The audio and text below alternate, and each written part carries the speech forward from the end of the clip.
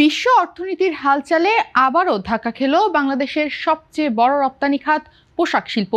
বহু বছর ধরে যেই খাত দেশের বৈদেশিক মুদ্রা আয়ের মূল ভরসা ছিল, সেই খাত এখন টানাপোড়েনে পড়েছে মার্কিন শুল্ক বৃদ্ধির প্রভাবে। ফলাফল, টানা 2 মাস রপ্তানির গ্রাফ নিচের দিকে।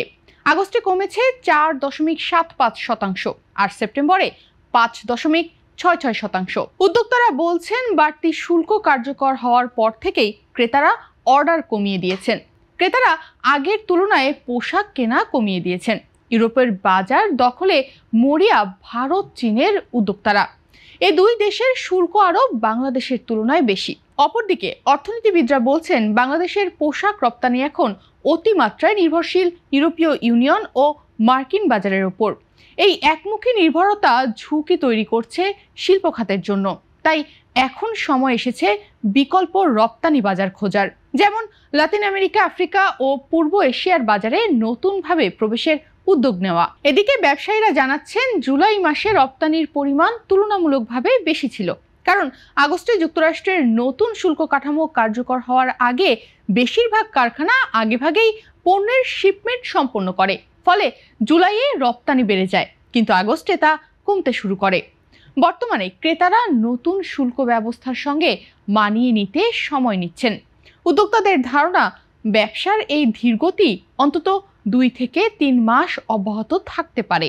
তবে তারা আশাবাদী, যদি ক্রেতারা নতুন কাঠামোর সঙ্গে মানিয়ে নিতে পারেন, তাহলে রপ্তানি আবারও ঘুরে দাঁড়াতে পারে। অন্যদিকে চীন ও ভারতের প্রস্তুতকারকেরা যুক্তরাষ্ট্রে ক্ষতির অংশ পুষিয়ে নিতে এখন ইউরোপ ও অন্যান্য বাজারে রপ্তানি বাড়ানোর চেষ্টা করছেন।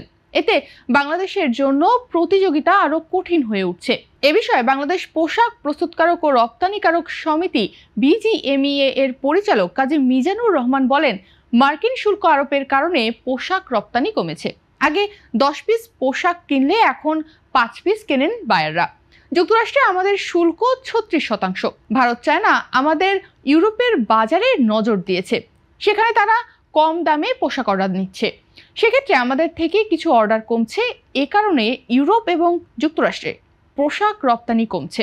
অপরদিকে Bangladesh knitwear manufacturers and exporters association অর্থাৎ BKMEA এর সভাপতি মোহাম্মদ হাতেম বলেন, বেশিরভাগ ক্রেতাই নতুন করে অর্ডার নিচ্ছেন না।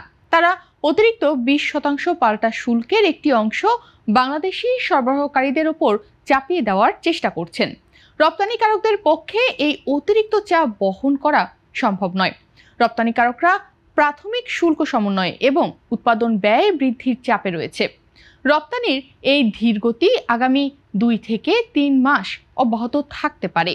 চীনা ও ভারতের ওপর মার্কিন শুল্ক বাড়ায় বাংলাদেশের রপ্তানিকারকরা ইউরোপীয় ইউনিয়ন অর্থাৎ EU এবং অন্যান্য বাজারেও কঠিন প্রতিযোগিতার মুখে পড়েছে। চীনা ও ভারতীয় প্রস্তুতকারকরা যুক্তরাষ্ট্রের বাজারে ক্ষতি পুষিয়ে নিতে এসব বাজারে রপ্তানি বাড়ানোর চেষ্টা করছে। বাংলাদেশের পোশাক খাত আজ বৈশ্বিক অর্থনীতি ও ভূরাজনীতির এক জটিল মোড়ে দাঁড়িয়ে আছে। বহু বছরের অর্জন, দক্ষতা আর শ্রমনির্ভর এই খাত এখন পরীক্ষার সময় পার করছে।